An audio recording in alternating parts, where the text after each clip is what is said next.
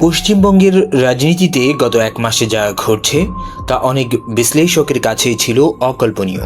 মাত্র কয়েক সপ্তাহ আগে ভারতের প্রধানমন্ত্রী নরেন্দ্র মোদীর দল বিজেপি পশ্চিমবঙ্গের ক্ষমতা দখল করে নেয়। প্রায় 15 বছরের তৃণমূল কংগ্রেসের শাসনের অবসান ঘটে। নির্বাচনের ফলাফলকে ঘিরে ছিল তীব্র রাজনৈতিক উত্তেজনা, ধর্মীয় মেরুকরণ এবং ভোটার তালিকা নিয়ে বিতর্ক। কিন্তু পরাজয়ের পরও তৃণমূল কংগ্রেসকে কেউ দুর্বল শক্তি হিসেবে দেখেনি। দলটি প্রায় 40% ভোট ধরে রাখতে সক্ষম হয় এবং কোটি কোটি ভোটারের সমর্থন পায়। পশ্চিমবঙ্গ বিধানসভা ও ভারত সংসদ দুই জায়গাতেই দলটির উল্লেখযোগ্য উপস্থিতি ছিল। তবে এরপর যা ঘটছে সেটি এখন ভারতের রাজনৈতিক মহলের সবচেয়ে বড় আলোচনার বিষয়। নির্বাচনের কয়েক সপ্তাহের মধ্যেই তৃণমূলের ভেতরে শুরু হয় বড় ধরনের বিদ্রোহ। দলের বহু বিধায়ক প্রকাশ্যে মমতা বন্দ্যোপাধ্যায় এবং তার ভাতিজা অভিষেক বন্দ্যোপাধ্যায়ের নেতৃত্বের বিরুদ্ধে অবস্থান নেন। বিদ্রোহীরা শুধু প্রতিবাদেই থেমে থাকেননি, তারা দলীয় আইনসভা শাখার নিয়ন্ত্রণ নেওয়ার চেষ্টা করেছে, নতুন বিরোধী দলীয় নেতা নির্বাচন করছে এবং দলীয় নেতৃত্বের বিরুদ্ধে নথিতে জাল স্বাক্ষরের অভিযোগও তুলেছে। কিন্তু সংকট এখানেই থামেনি।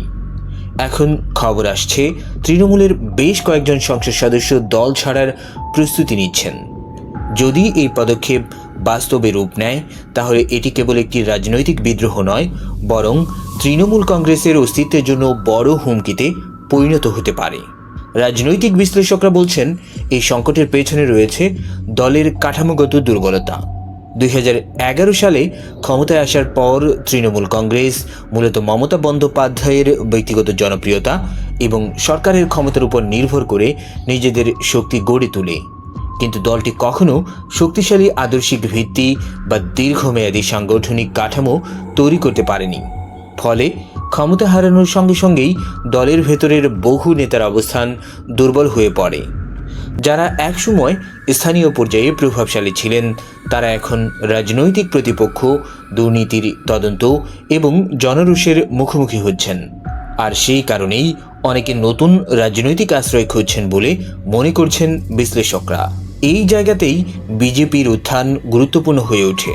রাজনৈতিক গবেষকরা বলছেন আগে কোনো আঞ্চলিক দলের ভেতরে ভাঙন দেখা দিলে বিদ্রোহীরা বিকল্প শক্তি পেত না, কিন্তু এখন বিজেপি জাতীয় পর্যায়ে এতটাই শক্তিশালী যে অসন্তুষ্ট নেতাদের জন্য এটি নতুন রাজনৈতিক কেন্দ্র হয়ে উঠেছে।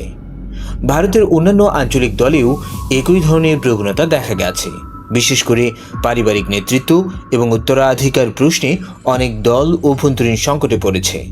তবুও মমতা বন্দ্যোপাধ্যায় এখনও হার মানতে রাজি নন। তিনি বিজেপির বিজয়কে অবৈধ ও অনৈতিক বলে আখ্যা দিয়েছেন। তার দাবি, বহু আসন অন্যায়ভাবে হাতছাড়া হয়েছে। একই সঙ্গে তিনি বিদ্রোহীদের বিরুদ্ধে সুযোগ সন্ধানী রাজনীতির অভিযোগ তুলছেন।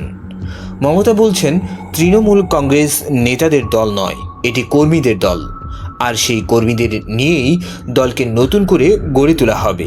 কিন্তু বড় প্রশ্ন হলো, তৃণমূল কি সত্যিই ঘুরে দাঁড়াতে পারবে?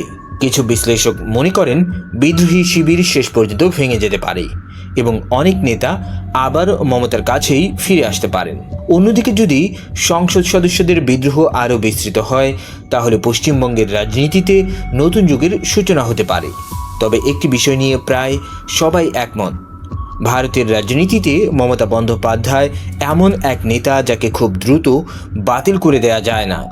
অতীতেও তিনি বহুবার অসম্ভবকে সম্ভব করেছেন, কিন্তু এবার তার সামনে যে চ্যালেঞ্জ দাঁড়িয়ে আছে তা আগের যে কোনো সময়ের চেয়ে অনেক বড়। কারণ সরকার হারানো এক বিষয় আর নিজের দলের ভেতর থেকে ভেঙে পড়া আরেক বিষয়। এখন পুরো ভারতের নজর পশ্চিমবঙ্গে। মমতা কি আবারও প্রত্যাবর্তনের গল্প লিখবেন, নাকি এটি হবে তার রাজনৈতিক অধ্যায়ের সবচেয়ে কঠিন পরাজয়?